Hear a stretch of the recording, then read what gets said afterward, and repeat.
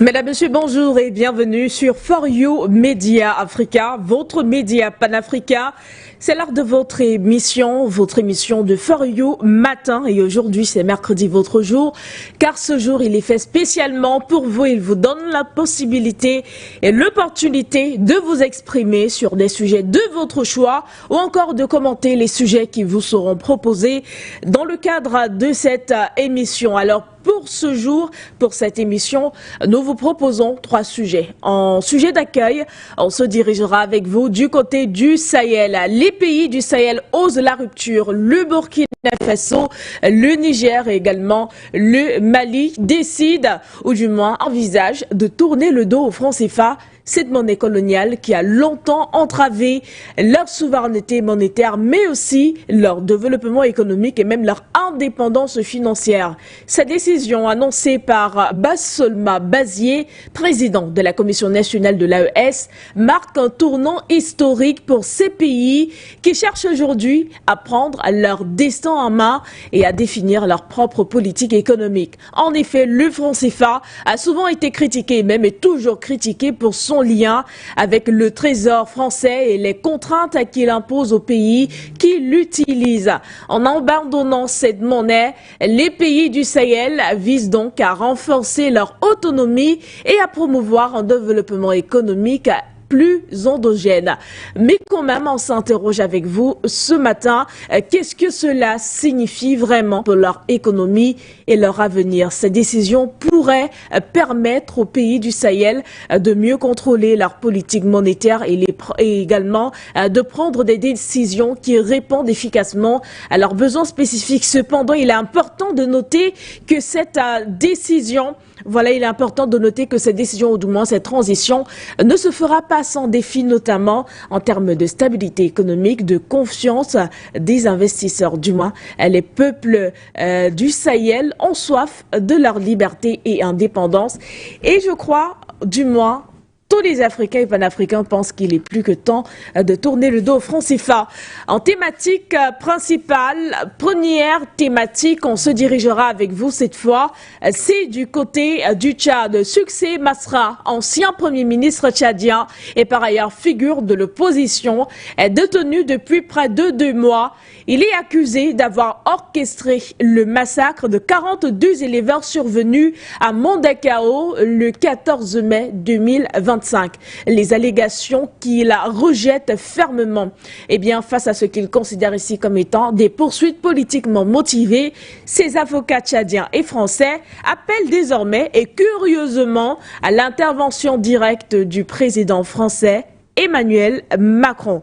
Depuis l'arrestation de Succès Masra, ses partisans, en particulier les militantes du parti Les Transformateurs, ne désarment pas. Manifestations, lettres ouvertes, campagnes sur les réseaux sociaux, la mobilisation s'intensifie en Djamena. La société civile, quant à elle, voit dans cette affaire une nouvelle illustration de la dérive autoritaire du régime et appelle donc, que l'appel à Emmanuel Macron traduit une perte totale de confiance dans les institutions nationales et un espoir que la France, curieusement partenaire historique du Tchad, ne reste pas passive.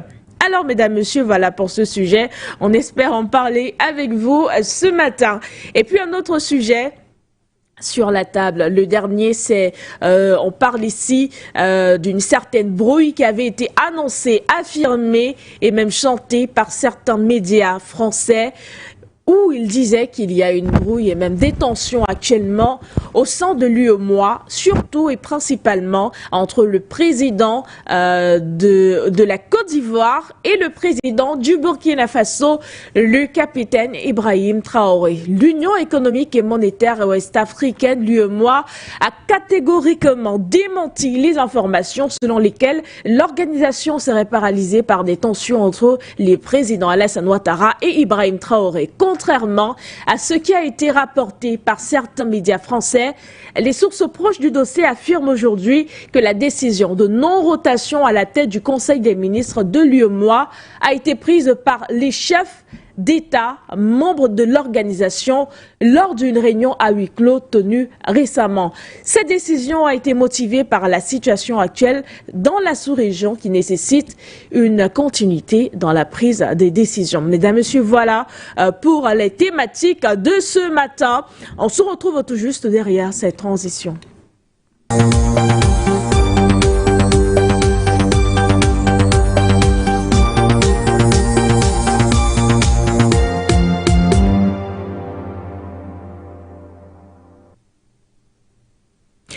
Mesdames, Messieurs, bonjour et bienvenue sur votre média panafricain, For You Media Africa. C'est un plaisir pour nous, comme toujours d'ailleurs, de vous retrouver dans le cadre de votre émission de For You Matin. C'est votre jour aujourd'hui, c'est mercredi. Aujourd'hui, vous le savez sans doute, vous avez la possibilité, l'opportunité d'appeler et de parler avec nous en direct, de commenter des actualités de votre choix qui bien sûr sont vérifiées et ou encore d'analyser et de commenter les sujets qui vous ont été proposés, qui vous sont proposés ce matin. Nous ne cesserons jamais de le dire lors de vos différentes prises de parole. Nous vous prierons toujours de rester respectueux et de prôner la paix et l'unité. Également, lorsque vous prendrez la parole, nous vous prierons de respecter le temps qui vous sera accordé, c'est-à-dire maximum 3 à 4 minutes par intervention, ce qui permettra également à d'autres personnes comme vous ce matin de pouvoir nous appeler et bien sûr discuter avec nous. Ce matin, nous vous proposons 3 sujets. Nous vous conduisons tout d'abord du côté du Sahel, puis du côté du Tchad et enfin au sein de l'UEMOA. Au Sahel, les pays osent enfin la rupture. Vous l'avez tant demandé, le Burkina Faso, le Niger et même le Mali entendent désormais tourner le dos au franc CFA, cette monnaie coloniale qui a longtemps entravé leur souveraineté monétaire, mais aussi leur développement économique et leur indépendance financière. On note que cette décision, annoncée par Bassolma Bazier, président de la Commission nationale de l'AES, marque donc un tournant historique pour ces pays qui cherchent désormais à prendre leur destin en main, également à définir leur propre politique économique. En effet, le franc CFA a souvent été fortement critiqué pour son lien avec le trésor français et les contraintes qu'il impose aux pays qu'il utilise. En abandonnant ainsi cette monnaie, les pays du Sahel visent donc à renforcer leur autonomie et également à promouvoir un développement économique plus endogène. Mais on s'interroge avec vous ce matin. Qu'est-ce que cela signifie vraiment pour l'économie et même l'avenir du Sahel? Également, les pays du Sahel auront-ils assez de moyens, assez de ressources pour pouvoir eux-mêmes prendre une nouvelle monnaie sur eux? Autant de questions on se pose aujourd'hui. Mesdames, Messieurs, pour donner votre avis, votre commentaire, votre analyse, vous pouvez appeler sur ces numéros qui s'afficheront avec le concours de Roger d'un moment à l'autre au bas de votre écran. Vous pourrez appeler par ces différents numéros. Sinon, un autre sujet ce matin vous a également conduit du côté du Tchad. Ancien Premier ministre tchadien et par ailleurs figure de l'opposition. On parle là de Succès Masra qui est détenu depuis 2 mois. Il est accusé d'avoir orchestré le massacre de 42 éleveurs survenus à Mandakao le 14 mai 2025. Des allégations qu'il rejette fermement. Alors face à ce qu'il considère ici comme étant des poursuites politiques, ou du moins des poursuites politiquement motivées, ces avocats tchadiens et aussi ces avocats français appellent désormais à l'intervention directe du président français Emmanuel Macron. On note que depuis l'arrestation de Succès Masra, ses partisans, en particulier les militants du parti Les Transformateurs, ne désarment pas. Manifestations, lettres ouvertes, campagnes sur les réseaux sociaux, la mobilisation s'intensifie de plus en plus du côté de N'Djamena. Avec le concours de la réalisation, nous vous inviterons, mesdames, messieurs, à regarder ce reportage de la rédaction centrale. L'ancien Premier ministre tchadien Succès Masra est emprisonné depuis le 16 mai 2025, poursuivi pour incitation au massacre, après le drame ayant conduit à la mort de plus de 40 personnes dans le sud du pays, notamment dans la localité de Mandakao. Tandis que le collectif d'avocats de Succès Masra s'agrandit avec la désormais présence de Maître Saïd Larifou, ancien membre du collectif d'avocats d'Ousmane Sonko. Il critique aussi le silence de Paris et appelle le président français Emmanuel Macron à poser une action concrète. Sans manquer de cracher sur les procédures qui ont mené à l'interpellation puis à son inculpation, ainsi déclare Vincent Brigart, avocat français, membre du collectif. Dès le départ, nous savions que ces poursuites étaient parfaitement fabriquées, au regard du fait qu'elles reposent sur un enregistrement qui date de 2023 et qu'on vient tenter de porter une responsabilité à Succès Masra dans des affrontements qui ont eu lieu 2 ans après, alors même qu'il n'y a strictement aucun lien de causalité entre ces enregistrements et ces affrontements. En ce qui concerne la procédure et l'arrestation de l'opposant tchadien qui a excédé le week-end dernier la barre de 50 jours, le collectif d'avocats réunis ne cesse de multiplier des dénonciations et décide, je cite, de se tourner vers des recours internationaux, fin de citation, d'où l'appel à Paris. Nous attendons une réaction ferme de la France et attendons également d'Emmanuel Macron qu'il puisse jouer un rôle de médiateur. Le silence de la Grande face à sa détention et poursuite totalement politique dont fait l'objet Succès Masra sont inexplicables. Les relations entre le Tchad et la France se sont effritées depuis que le maréchal Idriss Déby Itno et ses diplomates ont imposé la souveraineté du Tchad dans leur rapport avec leurs partenaires français. Tenez, le 31 janvier 2025, N'Djamena demandait à Paris de retirer ses soldats de son territoire, mettant ainsi fin à une présence française de près de 65 années. Le mutisme de Paris dans l'affaire Mondakao Masra pourrait découler des bornes qu'a réussi à tracer le Tchad face à son partenaire français. Par ailleurs, le 26 mai 2025, la conférence internationale des barreaux, CIB en abrégé, basée à Paris, dénonçait une atteinte au droit à la défense à la suite du refus catégorique du gouvernement tchadien de l'intervention de 2 avocats français dans l'affaire pendante, mettant en exergue le leader du parti, les transformateurs. N'Djamena avait estimé que leur intervention s'apparentait à de l'ingérence dans les affaires intérieures du Tchad, même si le collectif a réitéré des violations des accords internationaux signés par N'Djamena, référant à l'accord judiciaire franco-tchadien autorisant les avocats français à plaider devant les juridictions tchadiennes. Aucune réponse ou réaction officielle du gouvernement français n'a encore été enregistrée après l'appel des avocats français à leur gouvernement. L'ancien Premier ministre tchadien Succès Masra est emprisonné depuis le 16 mai 2025. Merci poursuivi à vous, Bégoudé Madone, pour ce reportage. Voilà, avec le concours de la réalisation. Si c'est bon, on prend le premier appelant de ce matin. Monsieur Diallo, bonjour à vous et bienvenue. Bonjour. Bonjour, Madame Bala. Bonjour. Allô, bonjour. La plus bonne nouvelle que le monde ait connue aujourd'hui, c'est ce que vous venez d'annoncer pour les pays du Sahel. Nous, on dit Alhamdulillahi Rabbil Alamin. Parce qu'aujourd'hui, c'est la souveraineté que nous sentons. En 1961, Modibo Keïta quitta le franc CFA. C'est à partir de 1984 que Moussa Traoré, qui avait détruit tout ce que Modibo avait fait, nous a fait rentrer dans cette monnaie coloniale. Je vais vous dire que c'était obligatoire, car ce Moussa Traoré devait mourir. C'est Modibo qui l'a envoyé en France. Il avait des problèmes gastriques. C'est là où on l'a recruté. Sinon, il n'était qu'un instructeur à l'EMIA, celui qui a fait le coup d'État en 1968. Depuis lors, tout a été détruit. J'avoue que le 23 mai 1963, Modibo Keïta a pris l'avion malien pour aller descendre à Nouakchott. Il a pris M. Mokhtar Ould-Daddah, le président mauritanien. Quand ils ont descendu à Addis Abeba, les gens ont dit que non, c'est des Russes qui sont en train de conduire. Il a fait rentrer dans le cockpit. Il y avait un M. Ouattara, le pilote, et Fassoko Doumbia. Si vous rentrez dans Google, vous allez voir les commentaires. Tout a été détruit. La terreur en date, c'était en 1987. Moussa Traoré a dit à la télé malienne que Air Mali ne sera jamais liquidé. 3 jours après, ça a été liquidé. Ce que vous avez dit, madame, aujourd'hui, ce que nous venons de voir aujourd'hui, c'est comme si Dieu nous mettait dans le paradis avant notre mort.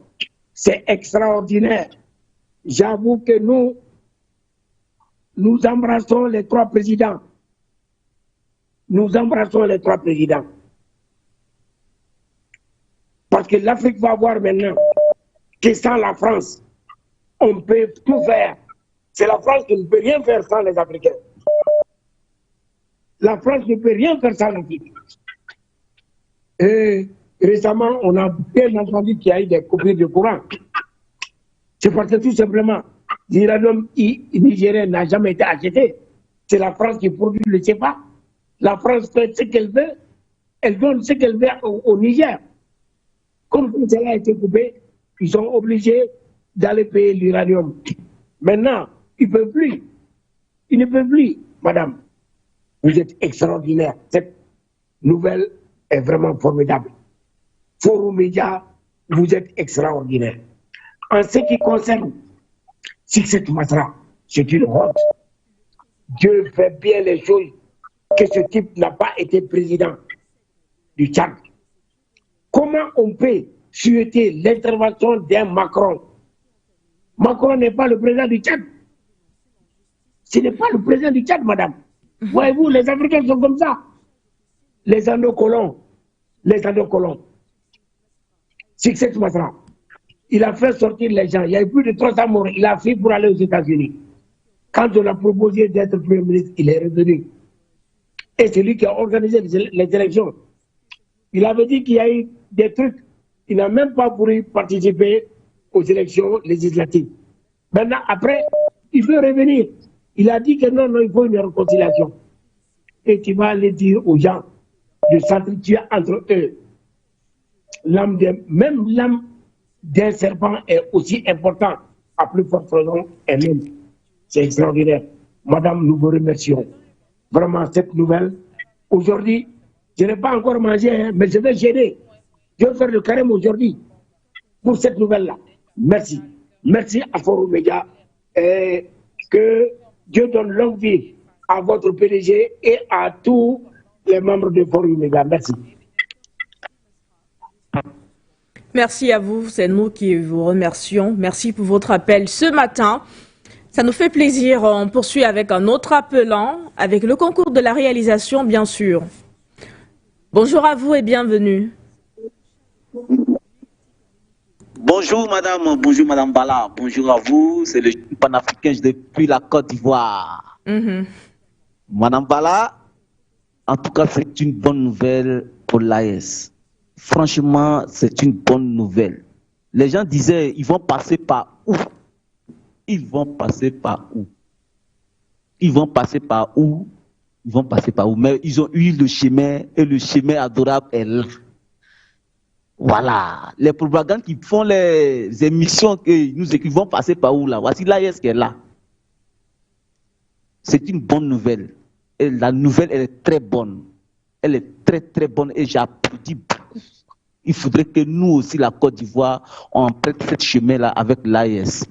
Franchement, ils ont notre bénédiction et la bénédiction aussi pour eux est à nous. Madame, quand j'ai fini de dire ça, et je vais au Tchad. Il faudrait que le problème du Tchad reste au Tchad, aux Tchadiens. Voilà. Le Tchad a un président, il sait ce qui se passe, il gère son pays. Voilà. Il faudrait que la France, tout cela, ils enlèvent les bouches dedans. Voilà. Le problème du Tchad reste au Tchad. Madame, quand j'ai fini de dire ça aussi, je viens à la Côte d'Ivoire dans mon pays. Vous voyez les kits de parrainage qu'ils ont partagés dans mon pays. Ils ont aussi donné à notre parti, le PPACI. Tu sais, quand tu n'as pas un candidat, on ne te donne pas les kits. Il faudrait que les gens soient factuels. Il faudrait que les gens écoutent très bien. Quand tu n'es pas un candidat, tu ne dois pas recevoir des kits. Et hier, sur un plateau de télévision, il y a des gens qui faisaient des débats qui ne s'entendent même pas ce qu'ils disaient. Si tu n'es pas un candidat, on ne te donne pas les kits de parrainage. Alors le PPS, il y a un candidat, et le candidat du PPS, c'est le président Laurent Gbagbo. C'est le président Laurent Gbagbo. Donc nous, on reçoit les kits pour parrainer notre candidat, notre président. Voilà. Donc, si tu n'as pas un candidat, dans ton parti là, on ne peut pas te donner des kits. Parce qu'un individu va quitter là-bas, il va dire je veux des kits aussi. C'est quand tu es un candidat, quand tu donnes des kits pour parrainer ton candidat. Donc, il faudrait que les gens soient un peu factuels sur les plateaux de télévision. Voilà. Il faudrait que les gens soient factuels sur les plateaux de télévision. Quand je finis de dire ça, pour terminer, madame, vous voyez, il y a des choses qui se passent en Côte d'Ivoire et on ignore. Voilà. Je vais toujours rester dessus et je vais toujours parler de ça. Il faudrait qu'on arrête de kidnapper les gens. Parce que telle personne a parlé, il a dénoncé, on vient l'arrêter pour le mettre en prison. On a dépassé ce âge-là, madame. On a dépassé. Quand on appelle à la télévision, For You Media, on n'insulte pas. On dit ce qui est la vérité. Il faudrait qu'on arrête de kidnapper les gens. Parce que c'est comme ça, tu n'as pas envie de parler. Non, on n'insulte pas, on dénonce. On dénonce. Mettez les gens sur la liste électorale, on va aller aux élections, c'est tout. On va aller aux élections. Si tu sais que tu es aimé, tu es applaudi, tu es connu, mets les gens sur la liste électorale et on va voir ta capacité. C'est ce qu'on cherche et c'est ce qu'on veut. Alors, c'était mon cri de cœur du matin. Merci aussi à l'AIS, ils ont notre bénédiction. En tout cas, merci à vous, Madame Bala, merci aux techniciens, merci à tous. Que Dieu bénisse la Côte d'Ivoire, que Dieu bénisse l'Afrique. Vive l'Afrique. Merci à vous également, le jeune panafricain. Comme toujours, c'est un plaisir pour nous de vous écouter. Chaque mercredi, vous êtes l'un de nos fidèles appelants lors de nos différentes émissions. Mesdames, Messieurs, on poursuit avec un autre appelant, cette fois avec le concours de la réalisation. Bonjour à vous et bienvenue.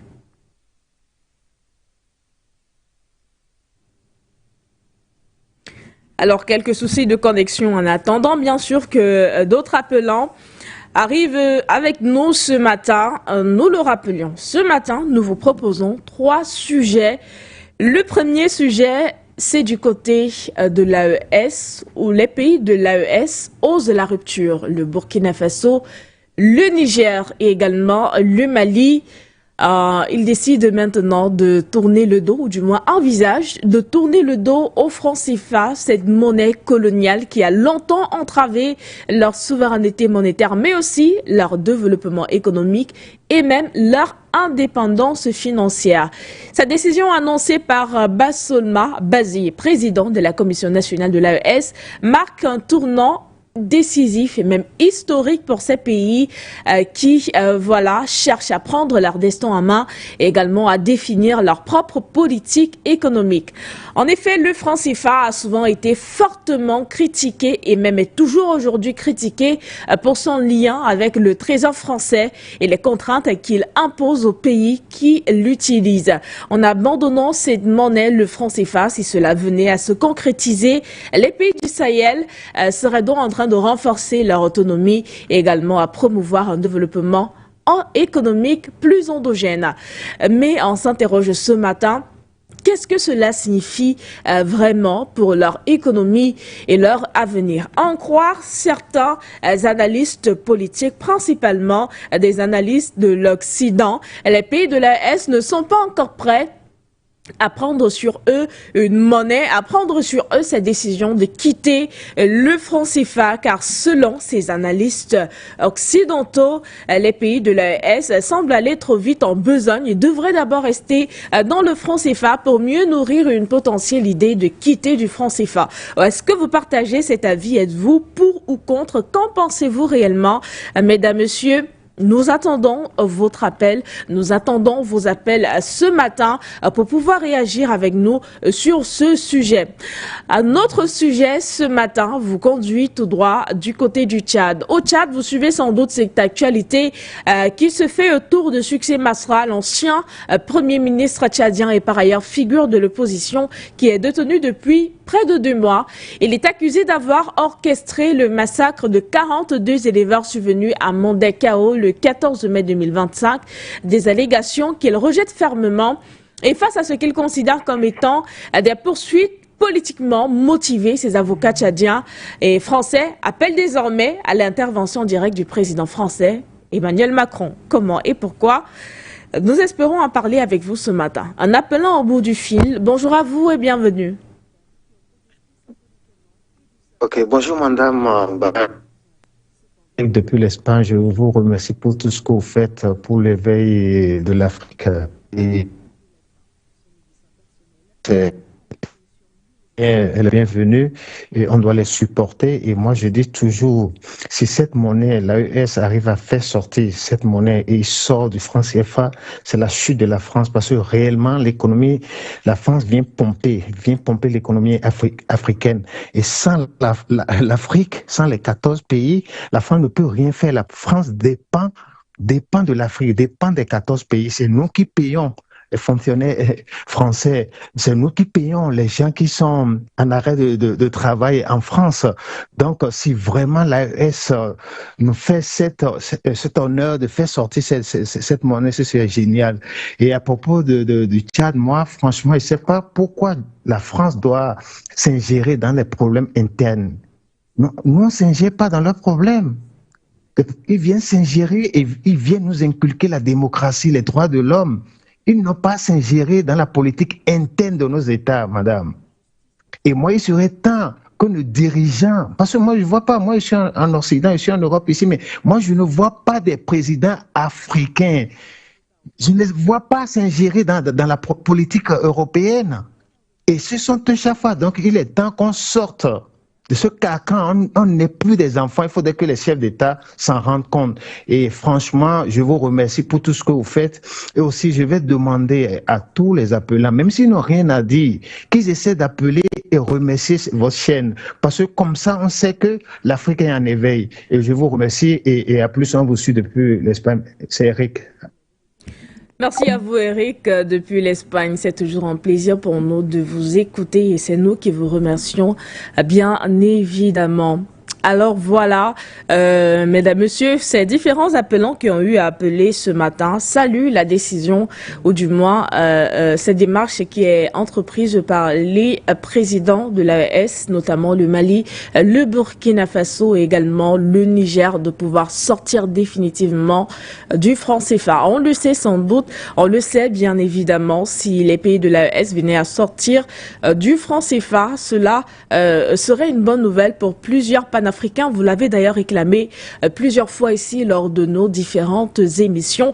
Alors nous devons tous ensemble encourager les pays de l'AES à aller vers cette direction, bien sûr. Voilà, mais cependant, comme nous vous l'annoncions tout à l'heure, il y a certains analystes occidentaux qui se disent grands analystes, chercheurs et tout, et qui ont eu, bien sûr, à faire des analyses, des commentaires sur ce sujet. Et selon eux, les pays de l'AES ne sont pas encore prêts à pouvoir gérer une monnaie. Ils ne sont pas encore prêts à pouvoir quitter le franc CFA. On s'interroge bien, on se demande pourquoi. On le sait sans doute, pouvoir sortir de franc CFA actuellement ne serait pas évident, ne serait pas facile, mais c'est possible. On prend un autre appelant avec le concours de Roger. Bonjour à vous et bienvenue. Oui, merci. Oui, bonjour madame. C'est monsieur Ndon depuis Libreville. Oui, le grand lutteur, oui. Le grand lutteur de l'effacement du franc CFA. Oui, oui, moi, madame, vous voyez, le franc CFA ne cadre pas avec nos cultures africaines et notre environnement. Oui, le franc CFA ne cadre pas avec nos cultures et notre environnement. Et puis le franc CFA, c'est une monnaie de fantôme.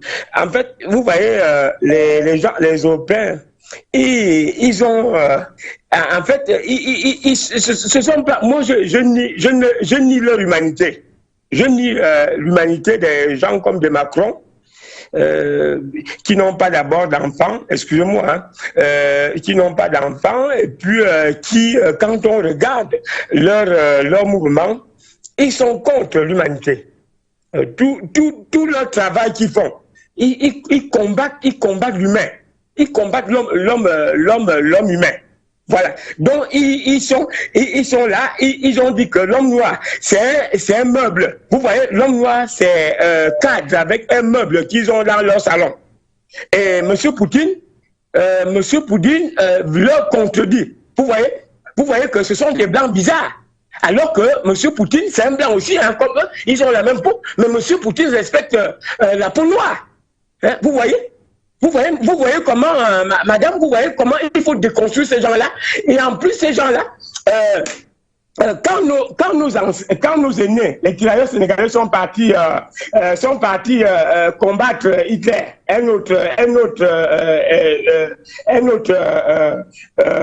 comment dire ça, un autre déshumain, voilà, un autre déshumain. Nos ancêtres ils ont démystifié l'homme blanc à partir de ce qu'ils sont allés faire. Ils ont réussi à Hitler, l'homme noir. Maintenant, arrivé ici en Afrique, que s'est-il passé, madame? Que s'est-il passé pour que l'homme blanc, l'homme reptilien revienne régner sur nos leaders? Voilà ma question. En nous amenant des trucs comme le franc CFA, en nous amenant comme... Donc, l'Afrique n'a pas pu tenir. Il y a un problème qui s'est passé entre-temps. Vous voyez? Parce que après la démystification de l'homme blanc reptilien, parce que vous voyez, il y a deux sortes de blancs. Les vrais blancs qui sont des Russes et d'autres blancs qui nient leur humanité. En niant leur humanité, ils nient l'humanité de l'homme noir en disant que l'homme noir est le bien meuble. Donc, en fait, ils se posent des questions de ce qu'ils sont eux-mêmes. C'est Macron, les Steinmeier, même Donald Trump. Ils se posent des questions s'ils sont bien des êtres humains. À partir du moment où ils disent que l'homme noir est le bien meuble. Parce que ça existe juste aujourd'hui hein, à l'Assemblée nationale française, que l'homme noir est un bien meuble, le code noir, ils appellent ça le code noir. Ouais. Et alors que c'est l'homme noir qui leur a toujours aidé d'aller tuer Hitler, et ils ont tué, l'homme noir leur a aidé à tuer Hitler, l'homme noir en revenant à l'Afrique, ils sont venus régner sur l'homme noir en prenant nos différentes présidences. Voilà, parce que ici au Gabon, là où je vous appelle ici, ils sont là, ces reptiliens-là sont là avec le président, M. Oli. Ils sont là, au bord de là. Voilà, ils sont là. Et il est là en maître avec leur franc CFA. Vous voyez un peu? Donc, l'homme noir gabonais lui-même, il n'a pas de parole, hein, il n'a rien. On vit là comme si on était des déchets ou bien des machins. Vous voyez, c'est la même chose avec tout dit. C'est la même chose si on va au Congo Brazza. C'est la même chose. Mais, donc, vous voyez, donc nous devons vraiment le respect. Respect, dignité à l'AS. À M. Ibrahim Traoré, le président Ibrahim Traoré, au président Assimi Goïta, au président Tiani, vraiment. Dignité et respect. Dignité et respect. Et gloire vraiment à ces présidents-là. Vraiment, madame, merci beaucoup. Et je ne vais pas finir ma parole sans vraiment glorifier Serge Espoir Matomba. Vraiment, Serge Espoir Matomba, je le salue, je lui dis bonjour ce matin. Et bonne journée, madame. Merci. Merci à vous également depuis Libreville et bonne journée. C'était un plaisir pour nous de vous avoir écouté ce matin. Avec le concours de la réalisation, on prend rapidement un autre appelant. Bonjour à vous et bienvenue. C'est la même chose. Bonjour, monsieur.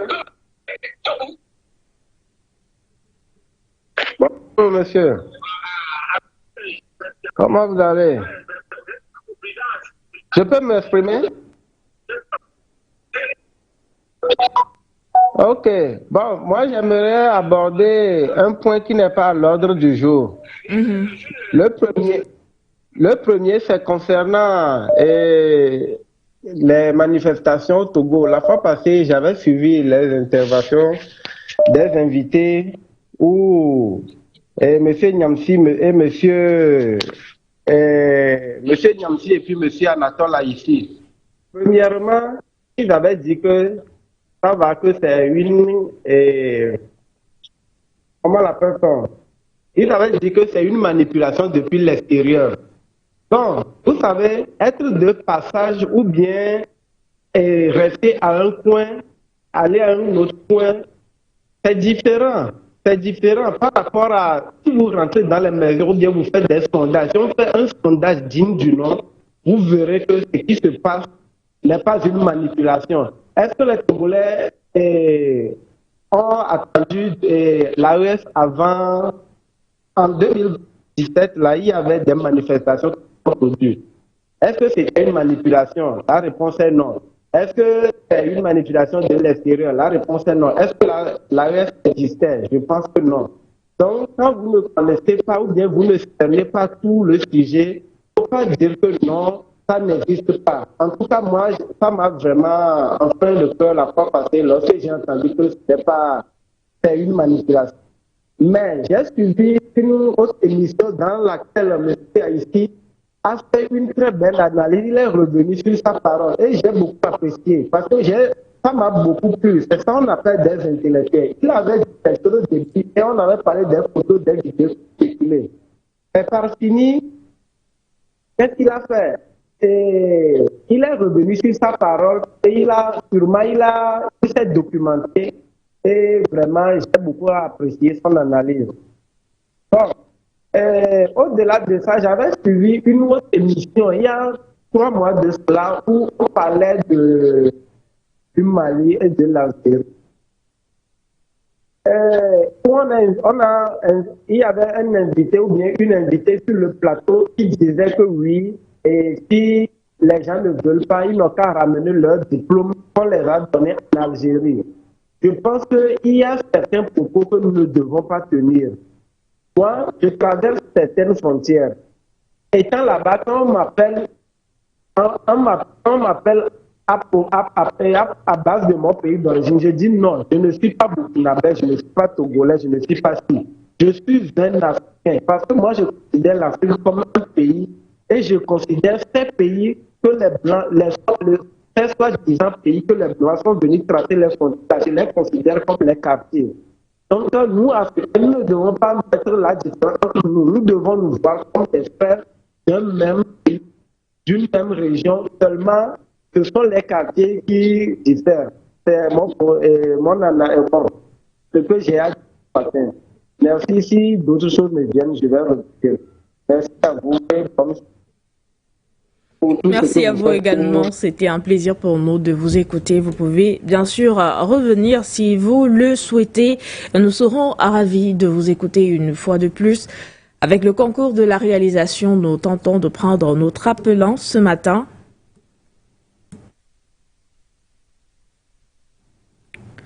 Voilà, en attendant bien sûr que tout soit stable. Voilà, mesdames, messieurs, à côté de ces actualités, nous vous annonçons également un autre sujet. Cette fois, cela concerne l'UEMOA, l'Union économique et monétaire ouest-africaine.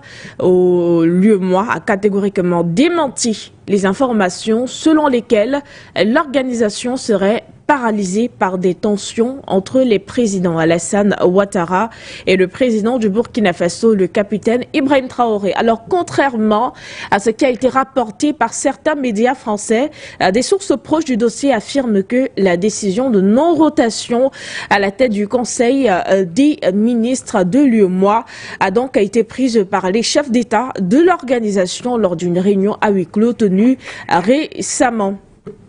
Nous tentons de prendre notre appelant qui est déjà installé. Bonjour à vous et bienvenue. Bonjour Madame Bala, bonjour, comment allez-vous? Bien, merci. Ça va, je vous appelle depuis le Niger. Je m'appelle Hamassan. Comme je n'ai pas bien écouté ce que j'ai à dire, j'ai juste quelque chose à vous dire quoi. C'est concernant l'émission du dimanche qui s'est passée, Debout l'Afrique, l'émission Debout l'Afrique. Parce que toutes vos émissions, j'ai l'habitude de les télécharger. Et la dernière émission de Debout l'Afrique qui s'est passée avec Jocelyn Ngossela et les autres, vraiment je n'arrive plus à retrouver la vidéo sur YouTube. C'est ça que j'ai voulu vous appeler, vous dire s'il vous plaît, si vous pouvez republier la vidéo, je vais télécharger ça. Vraiment c'est quelque chose que c'est une émission qui comment on appelle ça, qui est très important pour moi. Je les télécharge tous. J'ai cherché partout, je n'ai pas trouvé la vidéo. L'émission, vraiment, s'il vous plaît, si vous pouvez republier ça, je ne sais pas, c'est YouTube qui a supprimé ça ou quoi. La dernière émission comment on appelle ça, Debout l'Afrique, du dimanche dernier là. S'il vous plaît, il faut essayer de republier ça sur votre page YouTube. Je vais télécharger ça vraiment. J'ai cherché ça partout. Je suis rentré partout dans toutes vos pages. Et puis votre application For You là, je cherche ça partout dans Play Store. Je ne retrouve pas ça. Je ne sais pas c'est quoi le problème. S'il vous plaît, il faut republier la vidéo si c'est possible. Sur YouTube, je vais télécharger ça. L'émission de Debout l'Afrique du dimanche dernier. Merci beaucoup pour tout ce que vous faites pour nous. Je vous appelle depuis le Niger. Merci à son excellence Serge Espoir Matomba. Et merci aussi pour à tous les techniciens de For You Media Africa. Merci à vous vraiment. S'il vous plaît, il faut m'écouter. Il faut republier la vidéo là. Vraiment, j'avais écouté l'émission parce que j'ai raté l'émission le dimanche dernier. Moi, j'ai l'habitude de ne pas suivre les émissions parce que je suis très occupé. Je les télécharge et je les écoute quoi. La dernière émission de Debout l'Afrique, s'il vous plaît, il faut republier ça sur YouTube. Parce que j'ai cherché ça partout, je n'ai pas trouvé ça. Il n'y a que les 4 dernières émissions qui sont là. La dernière émission qu'ils ont faite n'est plus là.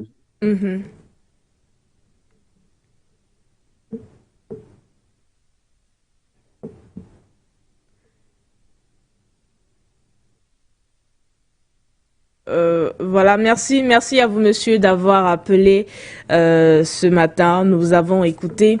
Alors, nous essayerons de voir ce qu'il en est réellement. Et vous pourrez peut-être dans 2 ou 3 heures, peut-être 4 heures, aller encore sur YouTube pour vérifier si la vidéo n'y est toujours pas. Alors, si elle n'y est pas, vous pourrez aller sur Facebook, regarder également si elle y est ou pas. Mais je crois qu'elle y sera. Merci d'avoir appelé ce matin et surtout merci de vous intéresser à nos différents programmes. On prend un autre appelant ce matin. Bonjour à vous et bienvenue. Oui, bonjour Madame Bala.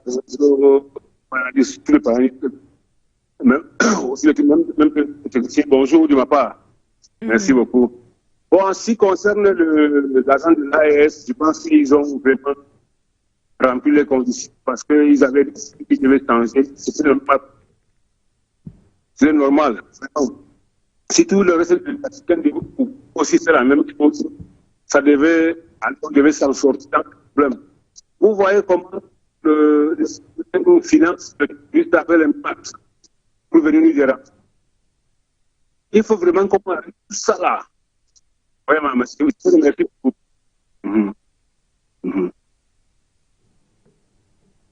Alors, nous avons du mal à vous entendre, monsieur. Des soucis de connexion, peut-être. Alors, vous pourrez peut-être rappeler, si vous le souhaitez, d'un moment à l'autre, lorsque votre connexion sera rétablie pour que nous puissions mieux vous écouter ici sur le plateau et également à la maison. Voilà, mesdames et messieurs, nous vous l'annoncions, l'Union économique et monétaire ouest-africaine, en abrégé l'UEMOA, a donc catégoriquement démenti les informations selon lesquelles l'organisation serait paralysée par des tensions entre les présidents Alassane Ouattara et Ibrahim Traoré. Contrairement à ce qui a été rapporté par certains médias français, les sources proches du dossier affirment aujourd'hui que la décision de non-rotation à la tête du Conseil des ministres de l'UEMOA a été prise par des chefs d'État, membres de l'organisation, et c'était lors d'une réunion à huis clos tenue récemment.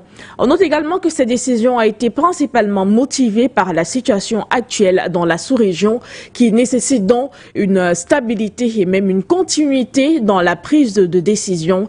Des chefs d'État membres de l'UEMOA ont donc jugé nécessaire de maintenir la stabilité institutionnelle de l'organisation afin de garantir la poursuite des activités et des projets en cours. On note également que le ministre ivoirien des Finances, Adama Coulibaly, assure actuellement la présidence du Conseil des ministres de l'UEMOA, fonction qu'il occupe depuis 2 ans déjà. Avant lui, les ministres du Bénin et du Togo ont également occupé cette fonction pour les périodes similaires. Et cette continuité dans la direction de l'organisation est bien et belle un signe de la stabilité et même de la maturité de l'UEMOA. Il convient également de noter avec vous, mesdames, messieurs, que la France, en tant que pays en tant que pays garant, voilà, de la convertibilité limitée du franc CFA, entretient des échanges avec les instances de l'UEMOA sans y être obligé. Ces échanges visent à maintenir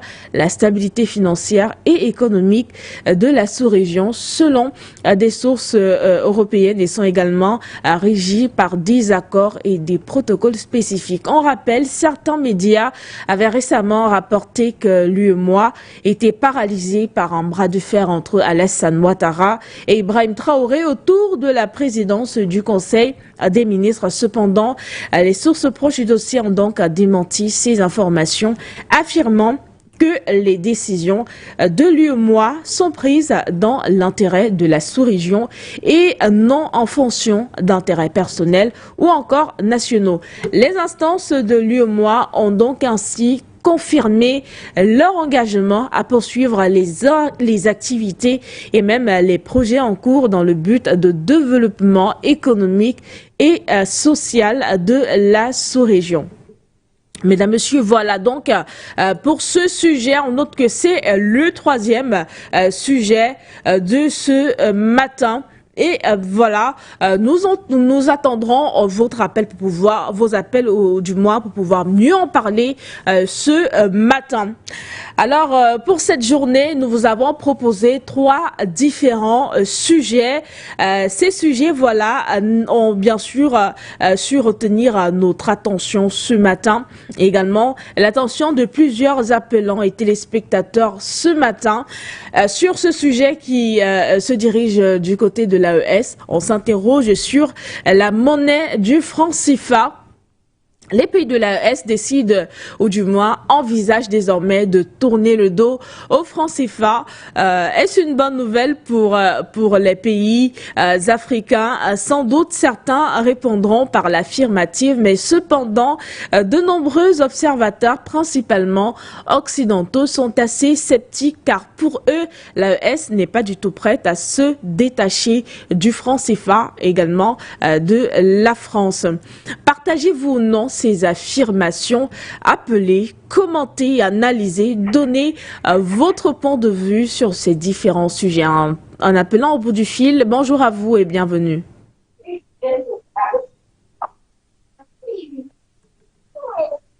Allô, bonjour monsieur. D'accord, bonjour madame Mala.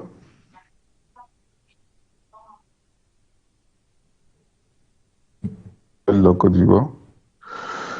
C'est la première fois que j'interviens à votre émission. En tout cas, la nouvelle que j'ai apprise ce matin-là me réjouit beaucoup. Je suis très content de ce que les 3 pays de l'AES aient abandonné le franc CFA parce que c'est une monnaie véritablement qui entrave le développement des pays africains. Et il était vraiment temps que cette nouvelle arrive. Alors, j'exhorte véritablement les autres pays à leur emporter le pas. Parce que je ne peux pas comprendre que l'Afrique a autant de potentialités. L'Afrique qui, je veux dire, est assise sur des mines d'or, plus croupie dans cette misère-là. Quand on voit par exemple nos frères qui quittent en Afrique, ils désertent nos pays et qui ils vont mourir dans la Méditerranée, dans le désert, vraiment ça fait pitié. Donc, je suis vraiment ravi de cette nouvelle-là. Et j'exhorte tous les autres pays africains utilisateurs du franc CFA à faire la même chose. Maintenant, pour en revenir à l'actualité du Tchad, je trouve que c'est vraiment regrettable que quelqu'un qui aspire, n'est-ce pas, à briguer la magistrature suprême du Tchad puisse appeler la France a venu intervenir dans une affaire interne à son pays.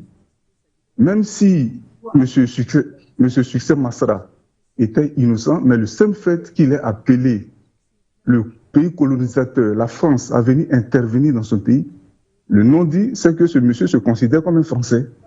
Du coup, même s'il n'avait pas, je veux dire, même s'il était innocent, moi, j'aurais souhaité qu'on le condamne. Voilà.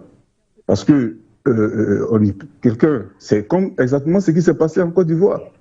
pour une histoire de contentieux électoral, on appelle un pays étranger à venir intervenir dans les affaires intérieures de la Côte d'Ivoire, jusqu'au point de bombarder le palais présidentiel. C'est vraiment ahurissant. Je ne peux pas comprendre que quelqu'un qui veut l'indépendance de son pays appelle encore le colonisateur. Ça, c'est une manière d'infantiliser même les Africains. C'est même une insulte au peuple africain. Voilà, donc vraiment, je vous remercie, je vous encourage et je dis encore une fois bravo à tous les pays de l'AES. Merci. Merci à vous également pour votre appel ce matin. C'est nous qui vous remercions. Voilà, mesdames, messieurs, ce matin également, nous posons notre regard sur le Kenya. Le Kenya, un pays en ébullition où la rue gronde de plus en plus fort contre le président William Ruto. Alors qu'il n'est qu'à sa 3e année de mandat, des milliers de manifestants défilent à Nairobi, exigeant sa démission et jugent également impensable qu'il puisse briguer un second mandat en 2027. On note que cette colère qui ne faiblit pas est donc le reflet d'un profond ressentiment lié aux nouvelles taxes imposées par le gouvernement et par ailleurs perçues comme étant une trahison des promesses électorales faites aux plus modestes. Alors, nous reviendrons justement sur la tension palpable qui règne, plongeant les affrontements meurtriers de 2024, notamment l'attaque du Parlement et puis la récente mort d'un blogueur en détention est également venue jeter de l'huile sur le feu, renforçant l'image d'un pouvoir répressif. On s'interroge donc avec vous, mesdames, messieurs, ce matin. Que se passe-t-il réellement au Kenya aujourd'hui? Quelles sont les revendications de ces manifestations? Ces revendications sont-elles légitimes ou non? Et quelle est également la position du gouvernement kényan face à cette contestation grandissante? Car à côté du Kenya, on note également qu'il y a d'autres manifestations qui se font actuellement. C'est du côté du Togo où également la jeunesse togolaise semble être en ébullition car elle descend actuellement massivement dans la rue. On se rappelle encore les 26 jusqu'au 28 juin 2025, ils étaient nombreux à descendre dans les rues pour manifester et demander la démission de Faure Gnassingbé et également revendiquer certains de leurs droits. Mais qu'est-ce qui est bien à l'origine de ces manifestations? Du côté du Togo également, en appelant, l'a d'ailleurs mentionné tout à l'heure, le gouvernement, lors d'une sortie, a eu à déclarer que ces manifestations sont orchestrées et même tissées de toutes pièces par certaines personnes qui sont actuellement à l'étranger pour pouvoir mettre la tension au sein du gouvernement togolais. Pour eux, ce serait une tentative de déstabilisation du gouvernement togolais. Pourtant, les Togolais semblent revendiquer autre chose. En appelant Togolais, l'a d'ailleurs mentionné tout à l'heure, il nous demandait de faire un tour du côté des villes même du Togo et interroger certains Togolais sur la question de ces manifestations. Voilà, mesdames, messieurs, autant de questions on se pose aujourd'hui, ce matin, avec vous. Voilà. Également, un autre sujet ce matin qui a eu à captiver notre attention. Nos regards sont également tournés vers Madrid où s'est tenue la 3e édition du sommet Afrique-Espagne. Ouvert le dimanche 6 juillet au soir, cet événement crucial a su rassembler des représentants espagnols, des institutions et même des pays africains, avec plus de 40 pays participants représentés par des leaders politiques et économiques. Ce sommet organisé bien sûr par One Africa Forum est une plateforme majeure pour renforcer les liens entre les deux continents.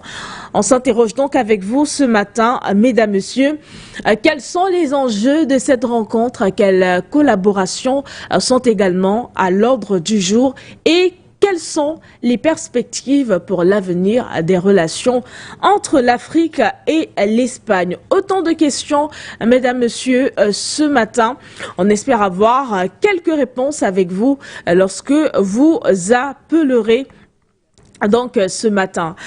On revient sur cette actualité du côté du Tchad où l'ancien premier ministre tchadien et par ailleurs figure de l'opposition est détenu depuis près de 2 mois. On prend un appelant au bout du fil. Bonjour à vous et bienvenue.